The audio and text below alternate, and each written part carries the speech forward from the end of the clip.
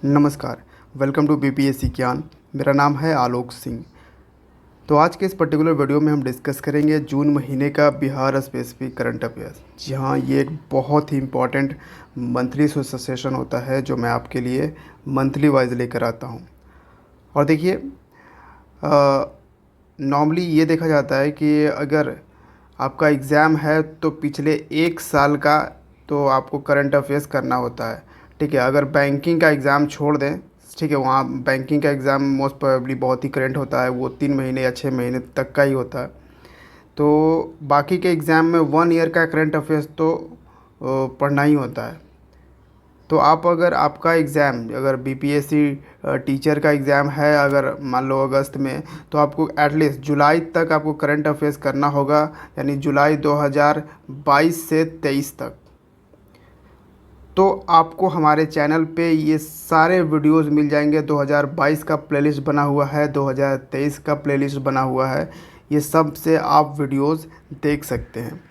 ठीक है, और जिनका एग्ज़ाम सितंबर में है, ठीक है, वो 2022 के अगस्त से 2023 के अगस्त तक पढ़ लें।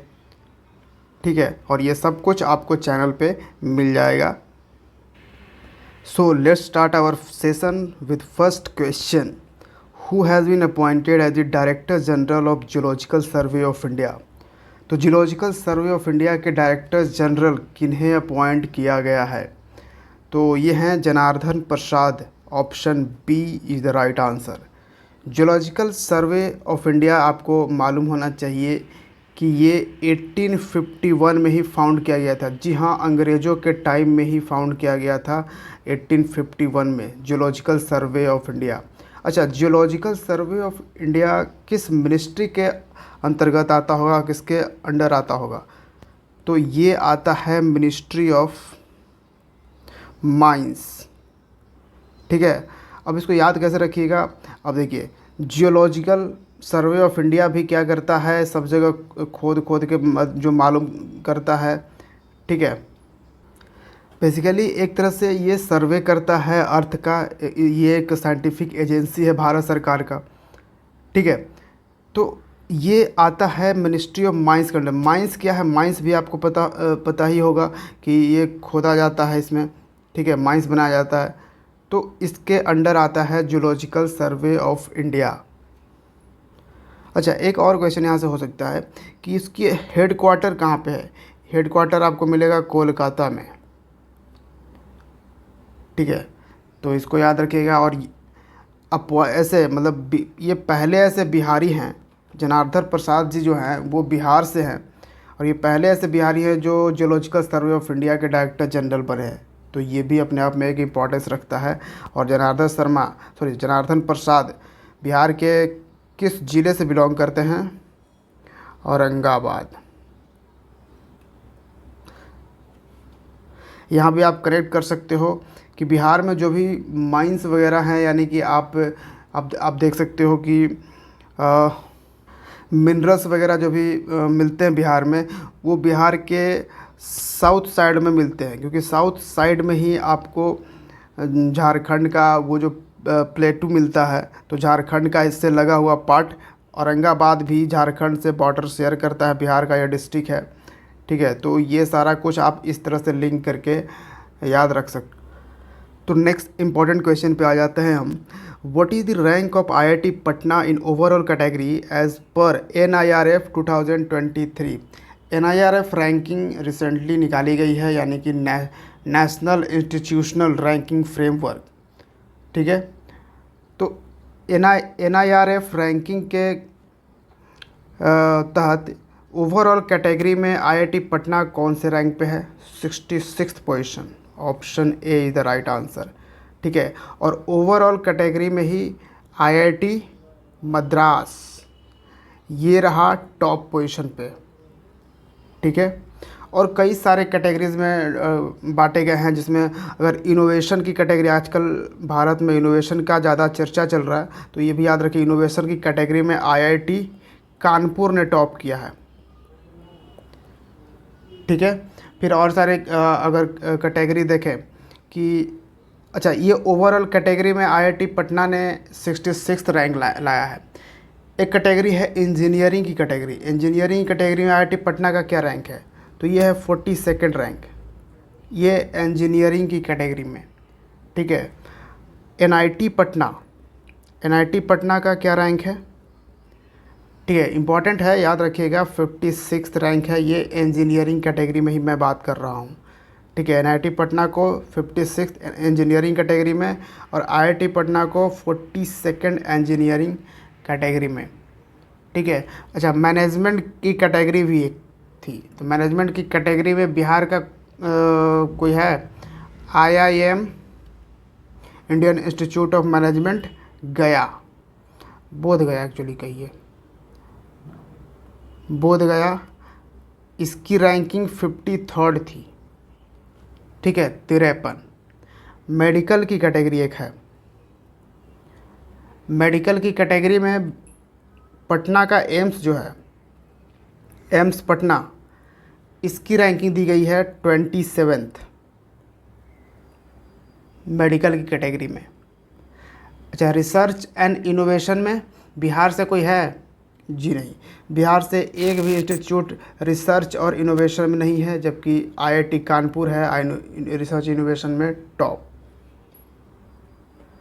अगले सवाल पे आते हैं। Who has broken the record of Sanjay Vishnoi in the 89th Bihar state athletics championship held in Pataliputra sports complex. अच्छा, बिहार में स्पोर्ट्स के लिए कोई स्टेडियम है? तो एक बहुत ही इम्पोर्टेंट स्टेडियम है अभी प्रेजेंट में, पाटलिपुत्रा स्पोर्ट्स कॉम्प्लेक्स। ठीक है, तो इसमें छोटे मोटे जो गेम्स हैं वो यहाँ पे होता है, तो ये एक चीज़ याद रखिएगा। तो यहाँ पे बात करी जा रही है कि संजय विश्नोई का रिकॉर्ड तोड़ने की बात करी जा रही है कि किसी बिहारी ने संजय विश्नोई का रिकॉर्ड इस बार तोड़ दिया है। किसमें? बिहार स्टेट एथलेटिक चैम्पियनशिप में। ऐसे मैं बता दूं, संजय बिश्नोई जो हैं ये राजस्थान से बिलोंग करते हैं और इन्होंने रिकॉर्ड बनाया था 62.35 मीटर, क्या? भाला फेंकने में, यानी कि जो जेवलिन थ्रो में इन्होंने 62.35 मीटर का रिकॉर्ड बनाया था। ठीक है, जिसको तोड़ दिया है किसने? तो ये है हमारे Virendra Yadav. Option C the right answer. Virendra Yadav जो हैं इन्होंने 64.85 मीटर जेवलिन थ्रो करके रिकॉर्ड ब्रेक कर दिया है संजय बिश्नोई का। ठीक है, और नेशनल रिकॉर्ड तो आपको पता ही होगा कि जेवलिन थ्रो में नेशनल रिकॉर्ड किसका है? ऑब्वियसली नीरज चोपड़ा। ठीक है, इन्होंने करीबन 88 पॉइंट समथिंग इन्होंने मारा है। ठीक है, मुझे ये कंफर्म याद नहीं है, लेकिन नीरज चोपड़ा का नेशनल रिकॉर्ड है जिसको अभी तक किसी ने नहीं तोड़ा है। तो ये चीज़ें आपको याद रखना है। अच्छा, ये कहाँ से बिलोंग करते हैं वीरेंद्र यादव? बिहार से तो बिलोंग करते हैं, ये आपको मालूम है, लेकिन बिहार में कहाँ से? जमुई। नेक्स्ट क्वेश्चन है, the speaker of Bihar legislative assembly has launched book जिसका नाम है Mrityunjayi. It is about which former CM of Bihar. तो बिहार के एक चीफ मिनिस्टर थे जिन पे ही लिखा गया है ये मृत्युंजयी बुक, जिसको लॉन्च किया है बिहार के प्रेजेंट स्पीकर। ठीक है, बिहार के प्रेजेंट स्पीकर हैं कौन?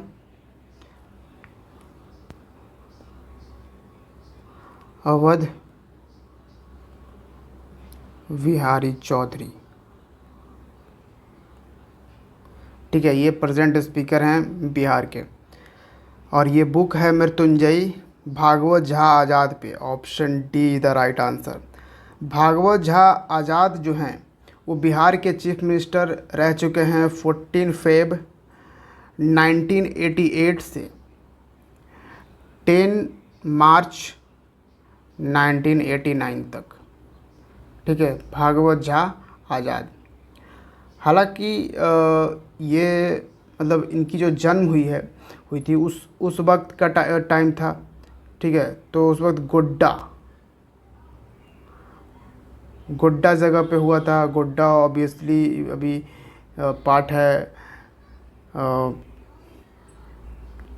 झारखंड का, ठीक है। लेकिन इनकी मृत्यु हुई थी भागलपुर में, बिहार के भागलपुर में इनकी मृत्यु हुई थी। कब मृत्यु हुई है? 2011 में।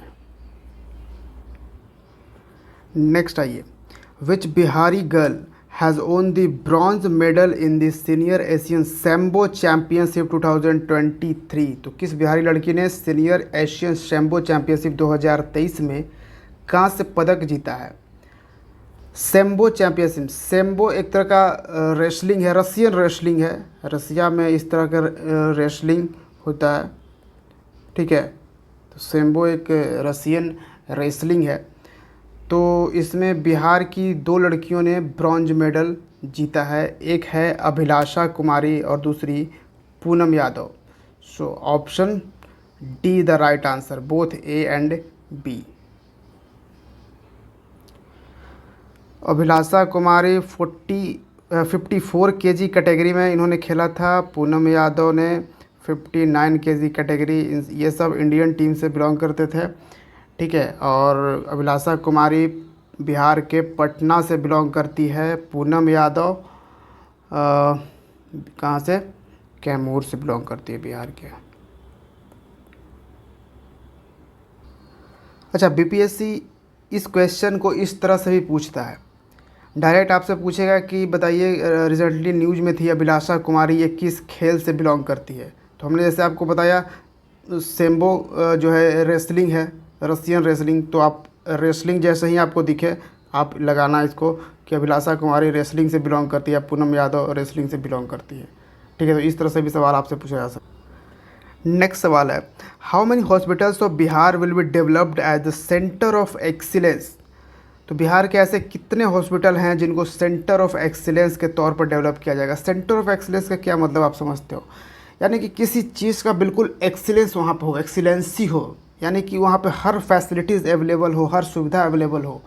तो ये 2 हॉस्पिटल्स में बिहार के ये 2 ऐसे हॉस्पिटल होंगे जहाँ पे हर डिजीज़ का इलाज होगा, ठीक है। और उसके लिए एकदम सुपर तरीके से हर फैसिलिटीज़ वहाँ पे अवेलेबल होगी, एकदम इंटरनेशनल लेवल की फैसिलिटीज़ वहाँ पे अवेलेबल होगी, ऐसा कहा जा रहा है। अब वहाँ पे ज़मीनी हकीकत क्या होगा वो तो बाद में देखा जाएगा, ठीक है। तो ऐसे कितने हॉस्पिटल्स? 2 हॉस्पिटल होंगे।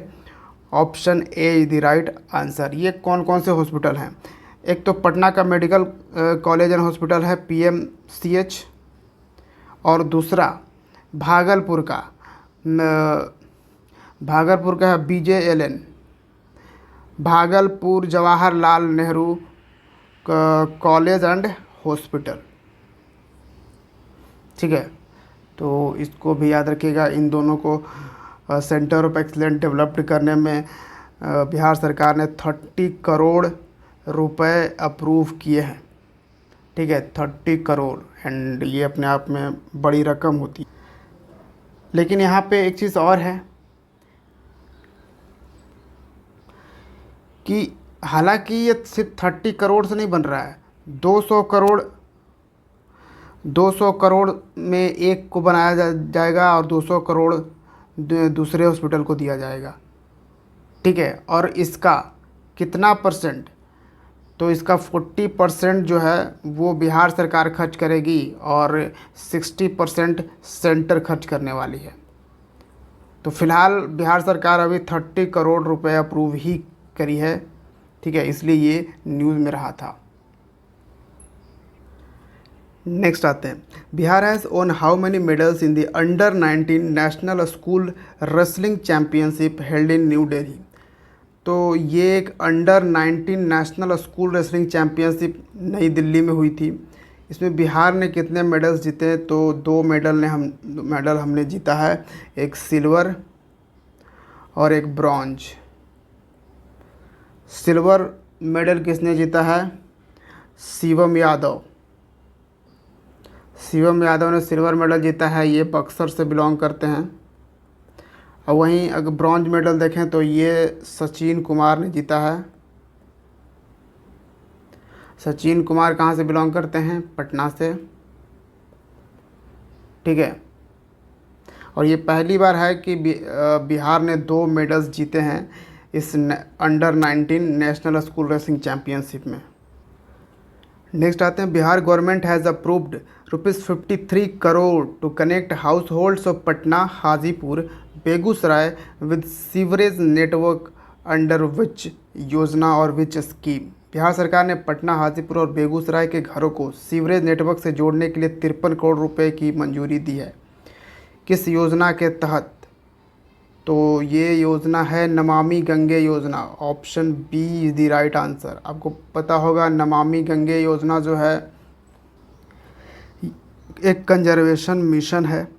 ठीक है, कंजर्वेशन मिशन ये जो है यूनियन गवर्नमेंट ने 2014 में अप्रूव किया था इस मिशन के लिए। और ये मिशन जो आता है किस डिपार्टमेंट के तहत? तो यूनियन का एक डिपार्टमेंट है water resources, river development and Ganga rejuvenation department. और ये किस मिनिस्ट्री के अंडर अभी प्रेजेंट में आता है? मिनिस्ट्री ऑफ जल शक्ति।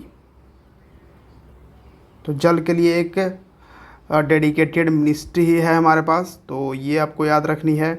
और नमामि गंगे योजना के तहत गंगा को साफ़ तो करना ही था, लेकिन गंगा को साफ़ करने का एक तरीका ये भी था कि जितने भी कूड़ा करकट जो भी गंदे नालियों से गंगा में गिरते हैं उसको एक रिजुविनेट किया जाए। वहाँ से जो भी गंगा जितने भी घर हैं उन सबको एक सीवरेज नेटवर्क से जोड़ा जाए ताकि उसको रिसाइकल करने में हेल्प हो सके। तो वही नेटवर्क यहाँ पे जोड़ने की बात यहाँ पे करी जा रही है।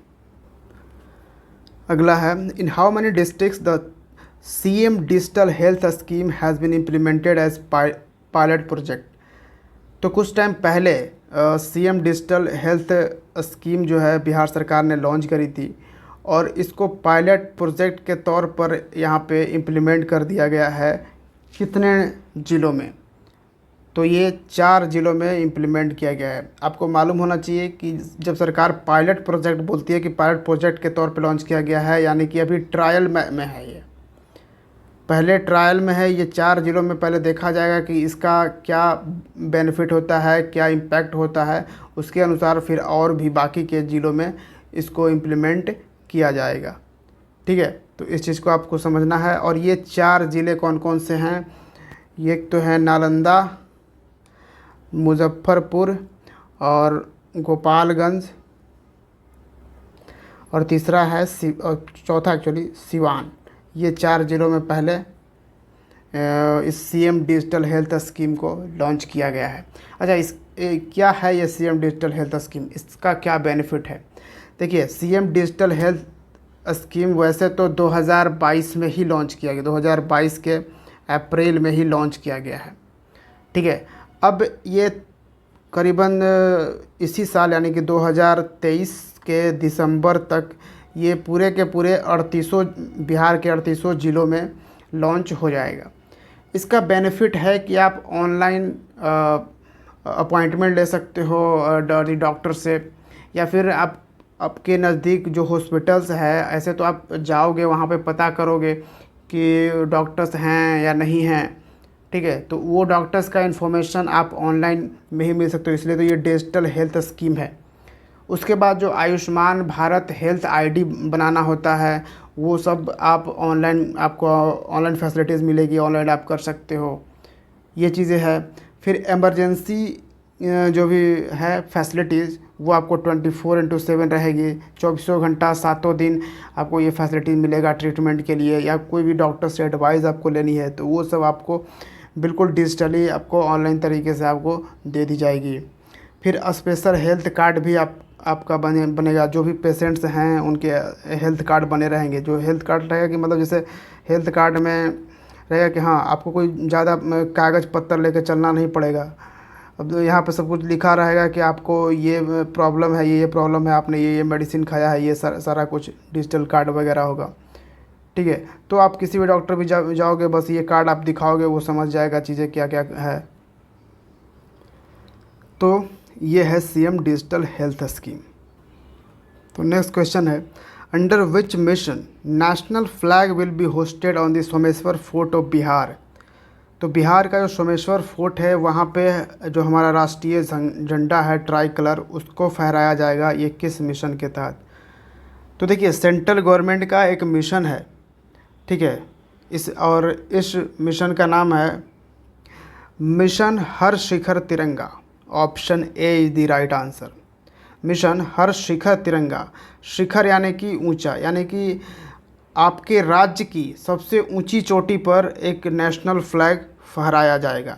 तो बिहार का जो सबसे ऊंचा चोटी कौन सा है, सबसे ऊंचा आप बोल सकते हो वो है Someshwar fort. Someshwar fort 874 metre है और सोमेश्वर फोर्ट आपको वेस्ट चंपारण में मिलेगा, ठीक है। तो बिहार में सबसे हाईएस्ट पीक कौन सा है, सोमेश्वर फोर्ट है। तो ये यहाँ पे है और ये हर राज्य के हाईएस्ट पीक पे फहराया जाएगा। इसकी शुरुआत जो है हिमाचल प्रदेश के माउंट पुरग्याल से शुरुआत करी गई है और ये ख़त्म होगा माउंट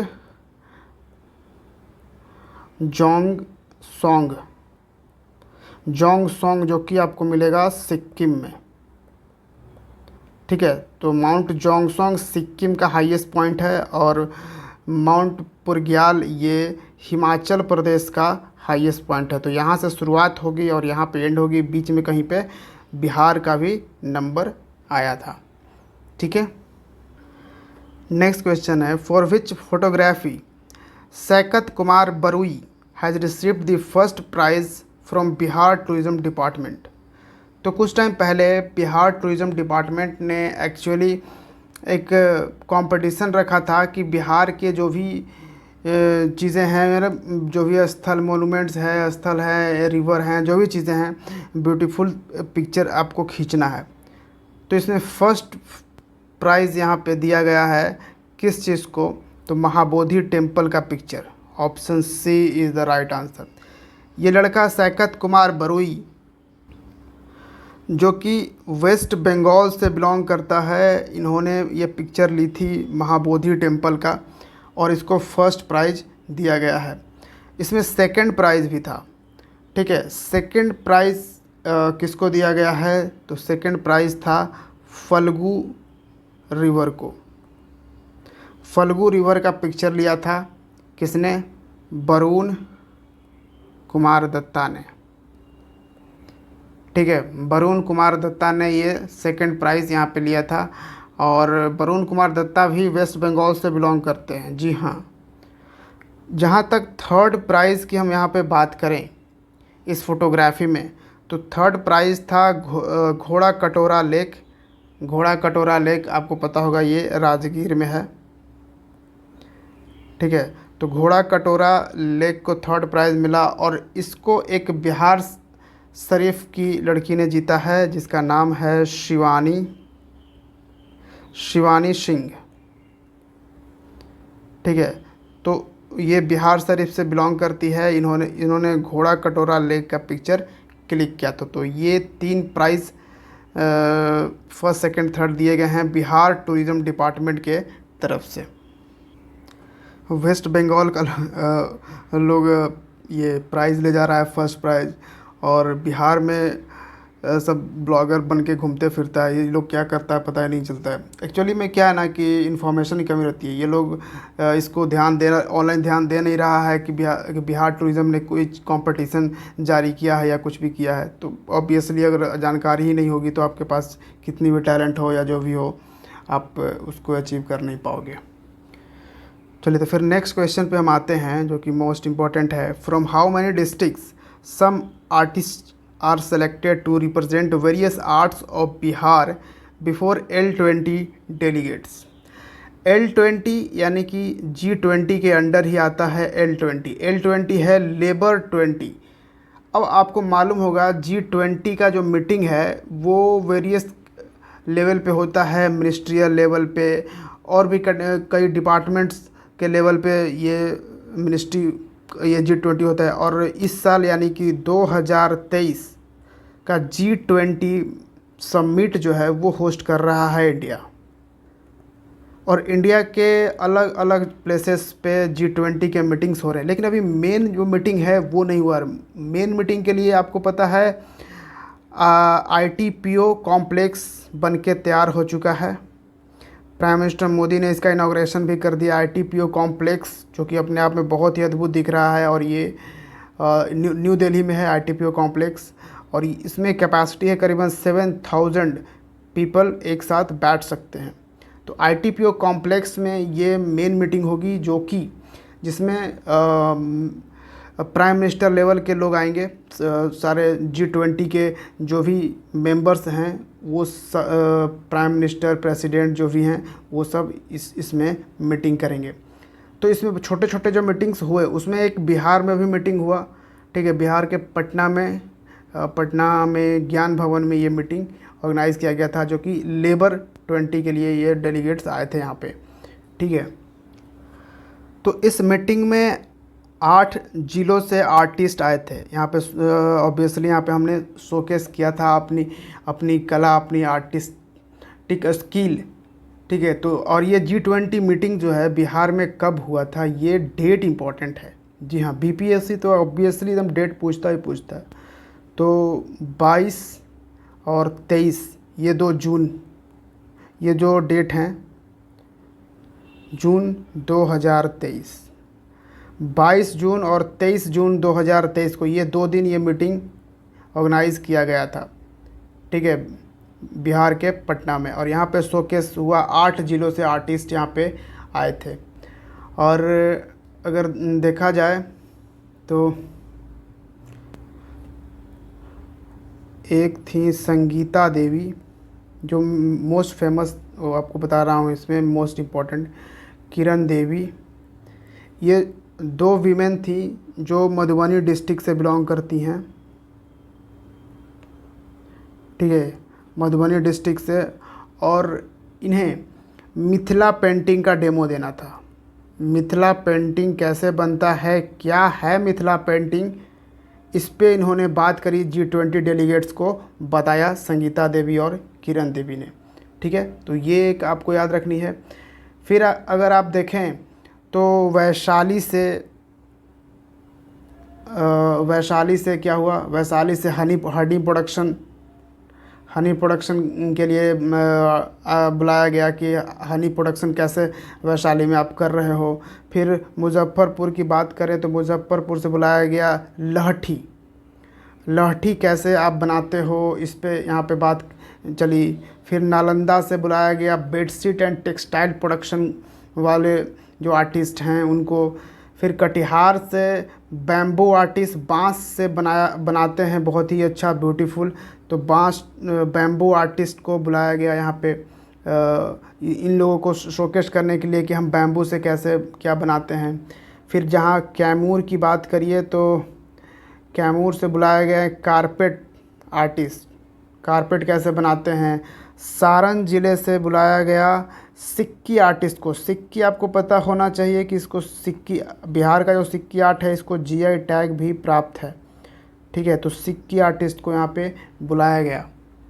तो ये चीज़ें आपको याद रखनी है। और जैसे यहाँ पे L20 था तो लेबर था 20, तो ऑब्वियसली लेबर के बारे में, लेबर जो रूल्स एंड रेगुलेशंस हैं, रूल्स के जो ही लेबर के जो राइट होते हैं, वर्कर के जो राइट होते हैं, उस पर बात यहाँ पे करी गई। श्रम सेक्टर के ज्वलंत मुद्दों पर गठित 5 टास्क फोर्स बनाए जाएंगे, जैसे सार्वभौमिक सामाजिक सुरक्षाएं, महिलाओं और श्रम का भविष्य, अंतर्राष्ट्रीय श्रम और प्रवासन, सामाजिक सुरक्षा निधि के अंतर्राष्ट्रीय पोर्टेबिलिटी, श्रम की बदलती दुनिया, G20 देशों में रोजगार के नए अवसर और चुनौतियाँ, कौशल विकास, हिस्सेदारियों की भूमिका और जिम्मेदारी। तो इन 5 सेक्टर्स पे यहाँ पे L20 में बात हुई थी।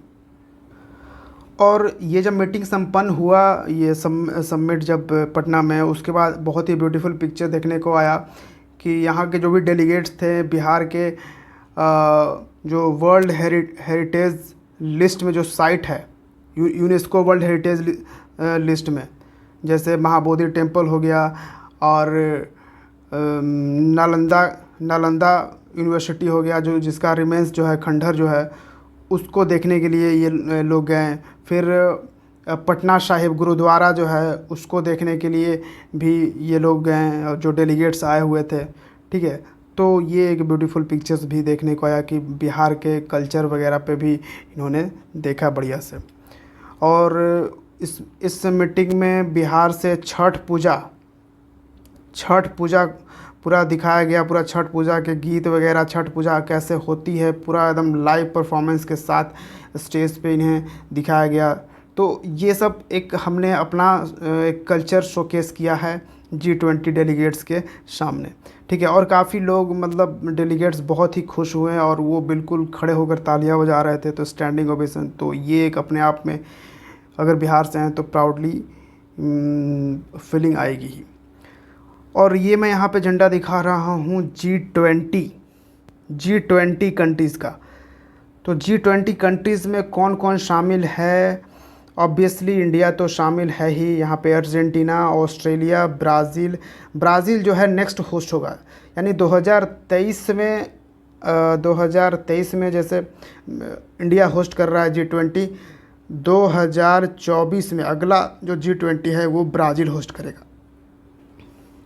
फिर कनाडा शामिल है G20 में, चाइना है, फ्रांस है, जर्मनी है, Indonesia, Italy, Japan, Mexico, Russia, Saudi Arabia, South Africa, South Korea, Turkey, UK, US, European Union भी शामिल है। देखिए, यूरोपियन यूनियन में 27 कंट्रीज़ आते हैं। ठीक है, तो इकट्ठा 27 कंट्रीज़ भी शामिल है इसमें, एक तरह से आप कहिए तो यूरोपियन यूनियन, इस पूरे यूनियन में। ठीक है, तो अगर यूरोपियन यूनियन को हटा दें तो 19 कंट्रीज़ ही यहाँ पे रह जाते हैं। तो इस चीज़ को भी याद रखिएगा। अच्छा, पाकिस्तान G20 में शामिल नहीं है, चाइना है, और यहाँ पे एक टर्की भी यहाँ पे आपको दिखेगा। बाकी नेपाल, श्रीलंका वगैरह आपको G20 में बिल्कुल नहीं दिखेगा, आप यहाँ पे देख सकते हो। बांग्लादेश भी आपको G20 कंट्रीज़ में नहीं दिखेगा, जर्मनी आपको दिखेगा, रसिया भी आपको दिखेगा G20 में। तो ये कुछ चीज़ें मैं आपको याद करा दे रहा हूँ। ठीक है, नेक्स्ट क्वेश्चन पे आते हैं। पचाने रिवर। तो पचाने river was in news recently, it is located in which of the following. तो पचाने रिवर हाल ही में न्यूज़ में था। क्यों न्यूज़ में था? तो पचाने रिवर को बचाने के लिए, एक्चुअली रिजुविनेट करने के लिए एक समिति बोर्ड है दिल्ली का, जिसका नाम है राष्ट्र कवि रामधारी। जी हाँ, रामधारी सिंह दिनकर जो थे ये तो बिहार के कवि हैं। ठीक है, ये लेकिन ये सिर्फ बिहार के ही कवि नहीं है, बल्कि ये नेशनल लेवल पे इनका रिस्पेक्ट है, राष्ट्र कवि रामधारी सिंह दिनकर। तो इनके नाम से एक समिति है, स्मृति बोर्ड, और ये इस बोर्ड का हेडक्वार्टर आपको मिलेगा दिल्ली में। तो इस बोर्ड के साथ साथ एक है पचाने नदी बचाओ अभियान। ठीक है, तो नालंदा में लोगों ने भी इस नदी को बचाने के लिए एक अभियान छेड़ रखा है, पचाने नदी बचाओ अभियान। ये नालंदा में ही है। और साथ में राष्ट्र कवि रामधारी सिंह दिनकर समिति बोर्ड दिल्ली, इन दोनों ने मिलकर इस नदी को बचाने के लिए, रिजुविनेट करने के लिए बिल्कुल आगे आया है। तो ये पचाने रिवर है नालंदा में। Option C the right answer. Next है, who is from Bihar won the bronze medal in the special Olympic world games 2023। Special Olympic world games जो है वो स्पेशल लोगों के लिए होती है, बेसिकली जो डिज़ेबल्ड हैं विद हियरिंग या फिर और भी तरीके से डिज़ेबल्ड पर्सन जो हैं उनके लिए ये स्पेशल ओलंपिक वर्ल्ड गेम्स कराए जाते हैं। ठीक है, और इस बार यानी कि 2023 में इसकी होस्ट कंट्री कौन सी थी? तो जर्मनी के बर्लिन में ये ऑर्गेनाइज़ किया गया था स्पेशल ओलंपिक वर्ल्ड गेम्स। और इसमें भारत के करीबन 200 मेडल यहाँ पे आए हैं भारत को। और बिहार से इसमें थे Gajendra Kumar. Option A is the right answer. Gajendra Kumar Bihar के जहानाबाद ज़िले से बिलोंग करते हैं। और गजेंद्र कुमार किस खेल से बिलोंग करते हैं? Shot put. शॉट पुट एक तरह से गोला फेंक होता है, गोला इसमें फेंका जाता है। ठीक है, तो इसको भी आपको याद रखना है। और ये जो स्पेशल ओलंपिक है वो 17 से 25 जून तक ऑर्गेनाइज़ किया गया था, special Olympic world game 2023। Next question, which Bihari has received national Florence Nightingale award 2022-23 by the president Draupadi Murmu. तो नेशनल फ्लोरेंस नाइटिंगेल अवार्ड जो कि नर्स के फील्ड में दिया जाता है। ठीक है, नर्सेस को दिया जाता है। और ये हैं गायत्री देवी या फिर गायत्री कुमारी भी आप बोल सकते हैं। Option B is the right answer. ये हैं गायत्री देवी, इन्हीं को ये अवार्ड दिया गया था। और ये बिहार के शेखपुरा से बिलोंग करती हैं। ठीक है, और पूरे देश भर में जो नेशनल फ्लोरेंस नाइटिंगेल अवार्ड है वो पूरे देश भर में 30 नर्सेस को दिया गया है। उनके एक्सीलेंस काम के लिए ये अवार्ड उन्हें सम्मानित किया गया है। 30 नर्सेस में एक शामिल हैं गायत्री देवी भी बिहार की, तो ये भी आपको याद रखनी है। Next question, who has been awarded with the Sahitya academy Bal award 2023 for Maithili language. तो मैथिली भाषा के लिए साहित्य अकादमी बाल पुरस्कार 2023 से किसे सम्मानित किया गया है? तो साहित्य अकेडमी जो है वो 22 लैंग्वेजेस में ये अवार्ड प्रोवाइड करता है। ठीक है, तो साहित्य अकेडमी बाल अवार्ड 2023 यानी कि बच्चों की कविताओं के लिए, बच्चों पे लिखी कहानियाँ कविताओं के लिए ये अवार्ड दिया जाता है, बाल अवार्ड। ये बच्चों को नहीं दिया जाता है बल्कि ये बड़ों को ही दिया जाता है, बच्चों पे कहानियाँ और कविताएं लिखने के लिए। तो मैथिली लैंग्वेज में इन्होंने लिखा है। ये हैं कौन? ये हैं Akshay Anand Sunny. Option D is the right answer. Akshay Anand Sunny ने 2017 में इनकी एक बुक पब्लिश हुई थी जिसका नाम है ओल कतरा, यहाँ पे ओल कतरा झोल कतरा। ठीक है, ये बुक बेसिकली पोइट्री का कलेक्शन है। इसमें और भी कई सारे पोइट्री हैं बच्चों के लिए। तो इस बुक के लिए ही इन्हें साहित्य अकेडमी बाल अवार्ड 2023 दिया गया है। ठीक है, अगर इनकी और भी कुछ पुस्तकें, तो 2 और किताबें हैं इनकी। एक 2020 में रिलीज हुई थी, ये था आम छू अमरोहा छू, ये 2020 में इनकी रिलीज़ हुई थी। एक किताब इनकी 2021 में भी रिलीज़ हुई थी और इसका नाम था ओनाइत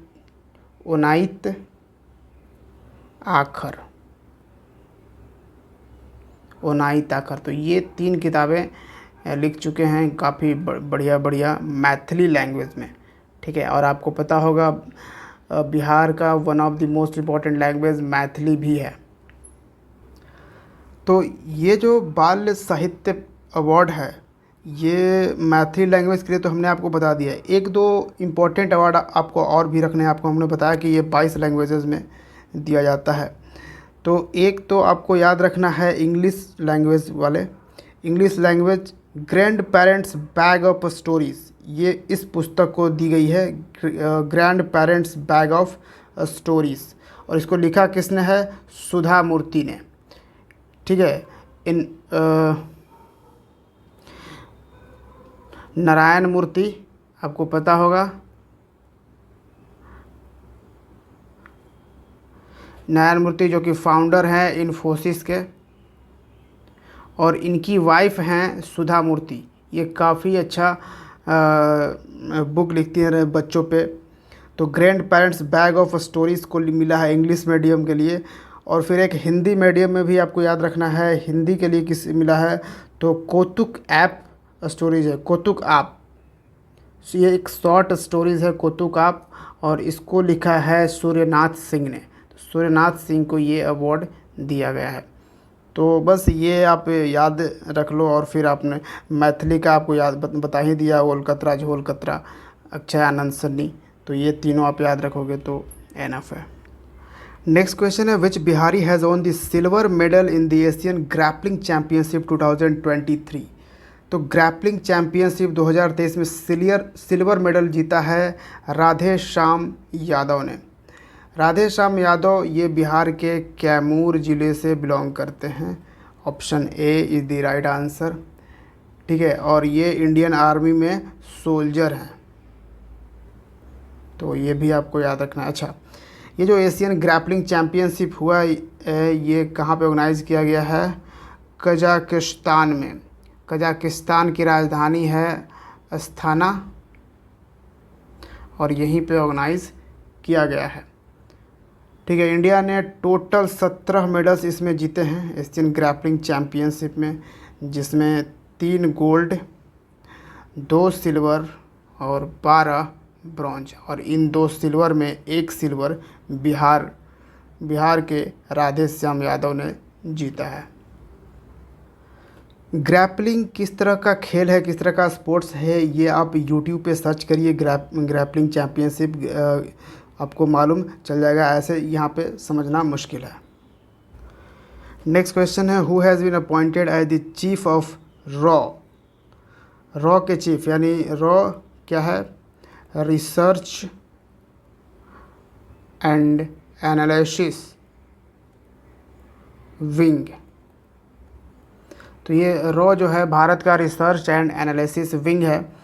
इसके चीफ किन्हें बनाया गया है? तो ये हैं Ravi Sinha. Option C the right answer. And Ravi Sinha एक आईपीएस हैं। ये छत्तीसगढ़ कैडर से आईपीएस हैं, लेकिन इनका जन्म जो है वो बिहार में हुआ है, बिहार के आरा ज़िले में। नेक्स्ट और आज के आखिरी सवाल पे हम चलते हैं। There is petroleum pipeline launched recently between India and Nepal. It will be from where in Bihar to Amlekhganj in Nepal. तो एक पेट्रोलियम पाइपलाइन लॉन्च किया गया है रिसेंटली इंडिया और नेपाल में। ऑब्वियसली आप कह सकते हो यहाँ पे ये क्रॉस बॉर्डर प्रोजेक्ट के तहत। ठीक है, क्रॉस बॉर्डर प्रोजेक्ट। तो यहाँ पे नेपाल के अमलेखगंज तक ये पाइपलाइन होगा, लेकिन ये बिहार के किस प्लेस पे से ये जाएगा? तो बिहार का ये प्लेस है मोतिहारी। ठीक है, मोतिहारी एक सिटी है। आप अब ये मत समझिएगा कि मोतिहारी डिस्ट्रिक्ट है। मोतिहारी जो है वो ईस्ट चंपारण से बिलोंग करता है। ठीक है, देखिए क्या होता है ना कि कोई शहर इतना फेमस हो जाता है कि उसका डिस्ट्रिक्ट का जो नाम लोग नहीं लेता है, लेकिन उसके शहर का ही नाम सबसे पहले जुबान पे आती है। ठीक है, तो मोतिहारी ईस्ट चंपारण में है। और ईस्ट चंपारण में आपको पता ही होगा कि वर्ल्ड्स लार्जेस्ट रामायण टेम्पल बन रहा है, वर्ल्ड्स लार्जेस्ट। ठीक है, रामायण टेम्पल। तो ये भी आप याद रख सकते हैं। तो ये था हमारा जून महीने का बिहार स्पेसिफिक करंट अफेयर्स। आप चैनल को ज़रूर सब्सक्राइब करिए, और हाँ, हमारे टेलीग्राम चैनल को भी ज्वाइन करिए, ताकि आपके साथ पीडीएफ वगैरह शेयर किया जाए और भी कुछ चीज़ें शेयर की जाए आपके साथ। ठीक है, तो चलिए फिर मिलते हैं बीपीएससी ज्ञान के अगले वीडियो में। Thank you for watching. जय हिंद।